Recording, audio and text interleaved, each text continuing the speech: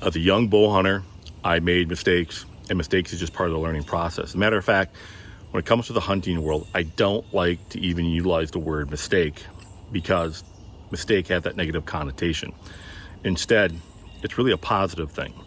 Now, the key component, though, is that we learn from our mistakes, and if we are surrounded by other individuals who are also very good at what they do, in this case, bow hunting, we can learn from them, and sometimes we can actually leapfrog some of those mistakes that they've made.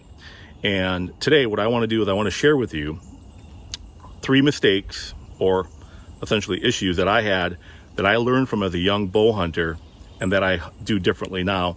And we'll just call it 3 things I wish I knew when I was a young hunter.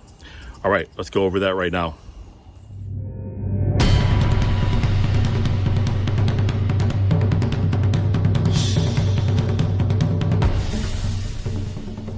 I started bow hunting at 12 years old. This is in the late 80s. And, we didn't have cable TV growing up as kids. And we didn't really watch much television because we were working on a dairy farm down the road, out in the woods hunting or fishing. So a lot of the stuff that I learned was influenced by being actually in the woods. And looking back at it, I will have to say if there's one good thing, is that I grew up in a hunting family. And I just learned from experience and being in the deer woods. So from that perspective, that was a great thing that I learned. And I wasn't influenced by anybody trying to sell a particular product, hunting a particular fenced-in area that you saw some of those older videos show because they needed to get a deer kill on film. I had to learn it on the ground, essentially, that I hunted. So from that perspective, that essentially was a blessing. But I still made mistakes, and even though I came from a hunting family, there were still some of those old school ways of doing things. And I'm gonna tell you right now, some of these newer tactics, there's not a lot of them out there that talk about this, but there are newer ways of doing things than the old, we'll call it deer hunters or stump sitters, that some of the old deer hunters would call, have changed. And it's made for essentially better hunting, in particular, better bow hunting. All right, so let's go over the first one right now. So the first mistake that I made was I hunted too passively. And what I would do is I would know where the bucks essentially were at, but I would start way on the outer edges, sometimes 600 to 700 yards out in ag country, farm country, and in northern Wisconsin as well. But I would slowly work my way close to their bedding area. And that would be throughout the entire season. 2 to 3 weeks in, a lot of those bucks that would roam at night would know essentially that the gig was up and I was already on to them. And, I'd spot a big buck here or there, and this was before trail cameras. So you just would see what you see out in the woods. You'd cut some really good tracks, some really good rubs, some scrapes.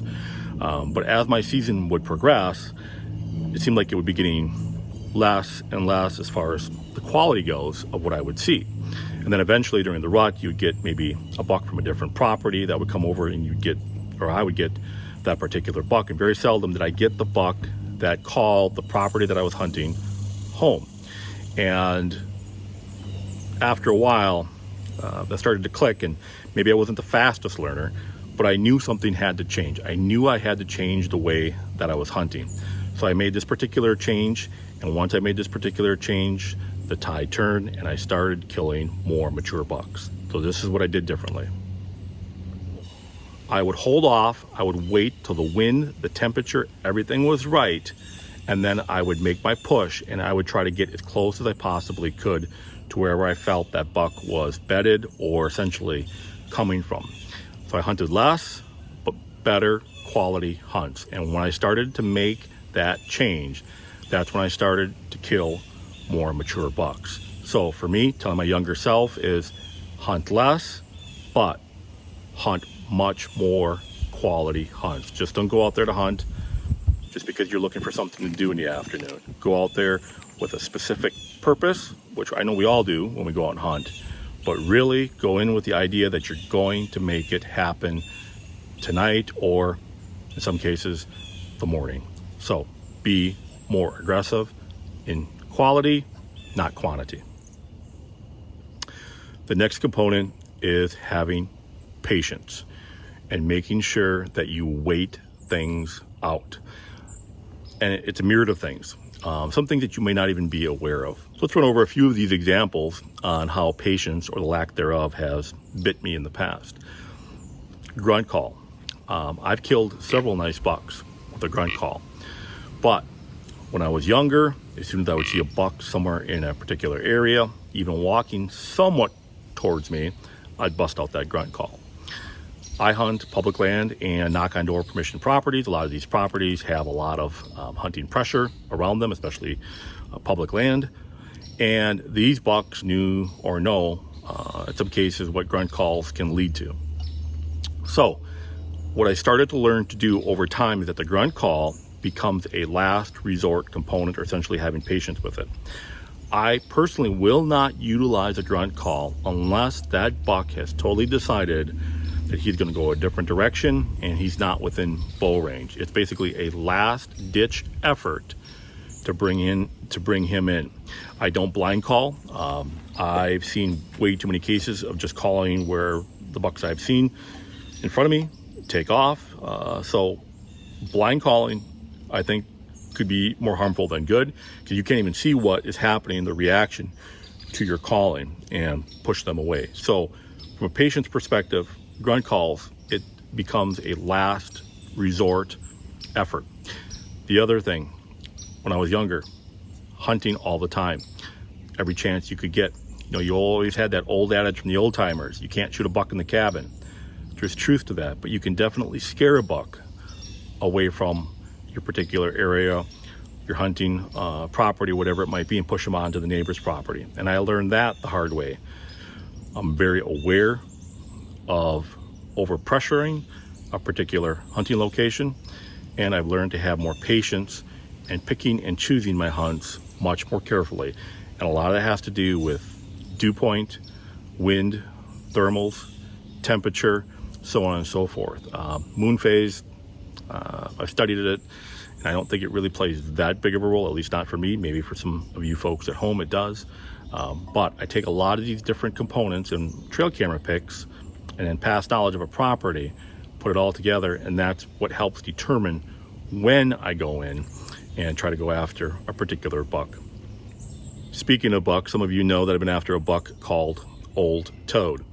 And here's another component of patience, or having patience. I think some people, after getting this particular buck on trail camera, they would start throwing a bunch of sits on the particular property. When he shows up, he's not giving me hardly any daytime photos. So there's a component that's saying that he's not bedding on the particular property, and now I'm starting to kind of think he's not, because I'm getting really late pictures. However, he's disappeared for about 3 weeks, and I know from past history, hunting whitetails, is that a lot of these bigger bucks that call a particular area home throughout the entire summer, they're going to be back. And I don't want to stink an area up, booger an area up by trying to find him on a particular property, or by moving stands, or by touching up scrapes, or any of that. I want that property to remain as quiet as possible, even though he's currently not on it. I don't believe he is. But I know if I have the patience, he will come back. Just past history of bucks that I've hunted, they always like to come back during that pre-rut time frame. And then that pre-rut time frame here in Wisconsin, usually around October 20th or so to about Halloween, those bucks will stay usually in a vicinity, and wherever they call it summer home, a lot of times they'll be back and they'll call that area home. So once again, there's another example of patience. So what I tell my younger self is to be patient. Wait for the time, and when the time is right, go after that big buck, but don't push it. Find other things to do if you want to go hunting that night, or go hunt public property somewhere, or maybe even do a little duck hunting or pheasant hunting, or whatever it might be. Just understand that you have a system, and follow your system, and be patient. So the next mistake that I made, the big mistake, was not being as mobile. And in the beginning, that's just because it was the way I had to hunt. A lot of my stands, essentially, or trees that I hunted out of, were essentially just a big old pine tree or a tree that I could climb up. I'd bear hug, climb up to the top branch, and I would stand on that big bottom branch, lean up against the trunk of the tree, no safety harness. Now, this is the late 80s, early 90s, mind you, but that's essentially where I would hunt. So a lot of times it came to the tree, not the particular spot that I needed to be in. And then a couple of the properties that I had permission to hunt as a young guy, the farmers would say, well, Clint, just go hunt out of the gun stands. You know, there'd be certain gun stands on properties, or maybe with a big box on a hay wagon with one. And I would just go hunt those particular spots with a bow. So it limited me. 17 years old, working down on a dairy farm down the road, saved up enough money, got my first climbing tree stand, which was a loggy bayou climber. And that was my essentially intro into mobile hunting. But even from that perspective, I wasn't as mobile as I should have been, at least in the beginning. And one night it all opened up to me. And there was this nephew of this one farmer, and he wasn't the nicest guy, we'll just put it that way. He was not happy that I was hunting his uncle's property, but he knew that I had permission from his uncle. Well, anyways, because of that, I tried to even become more mobile to avoid this guy. And what was interesting is he'd have these set stands, the good old-fashioned ladder stands. Well, one evening, I'm sitting there, and I'm watching a doe family come out. And I didn't realize that his ladder stand was in this particular spot, actually. And all of a sudden, I saw these does come down this trail, and I saw them split. They literally split, and they stayed out, 80 yards from the center, each side, and then eventually they came back together on that particular trail. And as I looked closer, I could eventually see that farmer's nephew, his ladder stand. And I'm like, holy cow, that really was an eye-opener for me. I knew from that these does knew he hunted there, and they knew that they wanted to get out to this point on this field to feed. And they literally split right around that stand and then right back again when they got far enough away, and then headed out to that farm field to feed. And that was an eye-opener for me. So with that being said, I started to look at scent, human scent, and the destruction of my human scent in regards to deer hunting, if you want to call it that, differently. And I started then to really change and make my sits a little bit more effective. So that's where mobile hunting started to take off for me. And then I became more mobile, bouncing around in many more places. And then I had a thing in my mind that I would tell myself, you're only allowed to sit a particular tree once a year. That's changed a little bit. I might give it twice a year now, once during the, call it early season, up until the rut time frame, and then the rut time frame, I allow myself to sit a particular tree again. And I do have some ladder stands out there, and I have ladder stands that I put out 4 or 5 years ago, and they haven't been sat in yet. Just haven't had the right opportunity. And I don't want to oversit anywhere either. I don't want to leave more scent than I have to. The other thing I want to mention about being more mobile is not just from a micro level of hunting a particular property, but from a macro level. Now, what was kind of interesting in going back to the story with the disgruntled nephew is eventually he got his wish, and he was able to say some stuff to the farmer, to his uncle, that he didn't want me hunting at all there. And eventually I lost that particular property that I was able to hunt for about 12 to 13 years. And then I had to really get out and find different properties to hunt. And at that time of my bow hunting life, I started hunting all over Wisconsin. I have family that lives everywhere from the east side of Wisconsin to the west and all the way up to northern Wisconsin.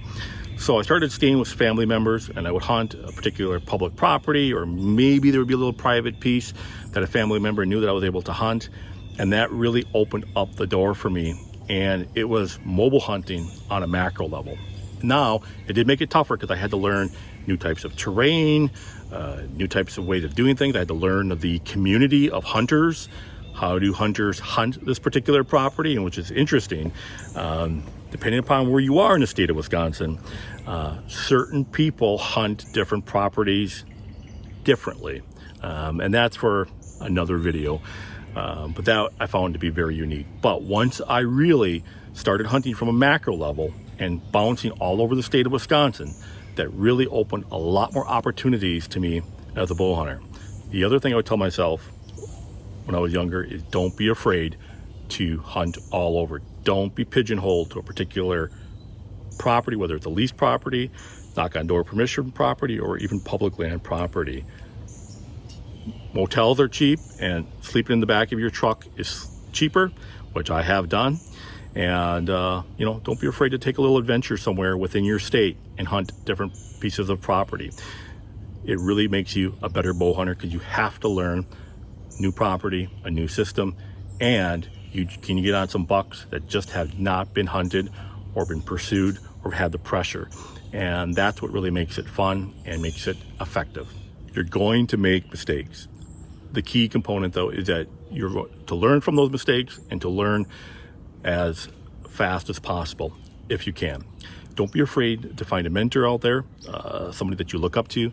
The key, though, is if you look into a mentor or other people, and it doesn't even have to be a mentor from a sake of a mentor. I have actually a couple of bow hunting friends that are very good bow hunters, and I even look and bounce ideas off of them.